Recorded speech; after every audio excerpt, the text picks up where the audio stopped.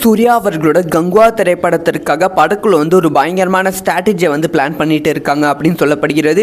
இந்த ஒரு ஸ்ட்ராட்டஜியை தங்கலான் திரைப்படத்துக்கு பயன்படுத்தி இருந்தாங்க. ஆனால் தங்கலான் திரைப்படம் அந்த ஒரு ஸ்ட்ராட்டஜி ஒர்க் அவுட் ஆகலை. இப்போ கங்குவா திரைப்படத்துக்கும் பயன்படுத்த போகிறாங்க. அதாவது கங்குவா திரைப்படம் தமிழக மக்கள் மத்தியில் நெகட்டிவான விமர்சனங்கள் பெற்றுக்கொண்டு வருகிறது. இரண்டாவது நாளிலிருந்து பாசிட்டிவான விமர்சனங்கள் பெற்றுக்கொண்டு வந்தாலும் இதுக்கப்புறம் சில ப்ரமோஷன் பண்ணாதான் கங்குவா திரைப்படம் ஓரளவு மக்கள் மத்தியில் ரீச் இருக்கும் அப்படின்னு சொல்லி படக்குழு முடிவு பண்ணியிருக்காங்க. அதனால ஜோதிகா அவர்கள் கங்குவா திரைப்படத்தை பற்றி பேச ஆரம்பிச்சிருக்காங்க. அதனாலே ஒரு பெரிய கான்ட்ரவர்சி உருவாகி கங்குவா திரைப்படத்துக்கு ஒரு மிகப்பெரிய ப்ரமோஷன் கிடைத்தது.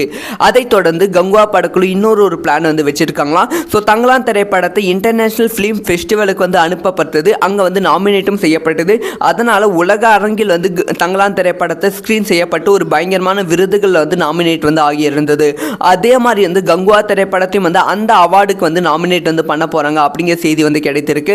கண்டிப்பா அந்த ஒரு அவார்ட் ஃபங்க்ஷனுக்கு கங்குவா திரைப்படம் நாமினேட் ஆனா கண்டிப்பா விருது வாங்கி விடுவார்கள் அப்படிங்கிற நம்பிக்கை இருக்கு.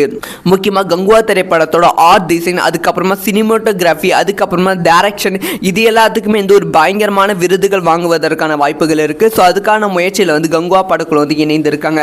கண்டிப்பா கங்குவா திரைப்படத்தினால சூர்யா அவர்களோட மார்க்கெட்டும் இன்க்ரீஸ் ஆக போகிறது. பல தேசிய விருதுகள், இன்டர்நேஷனல் அவார்டு சூர்யா அவர்களுக்கு கிடைக்க போகிறது. இந்த ஒரு பிளான் படக்குழு எப்படி இம்ப்ளிமெண்ட் பண்ண போறாங்க அப்படிங்கிற விஷயத்தை வெயிட் பண்ணி தான் பார்க்கணும். இதை பத்தி உங்களோட ஒப்பீனியன் என்ன?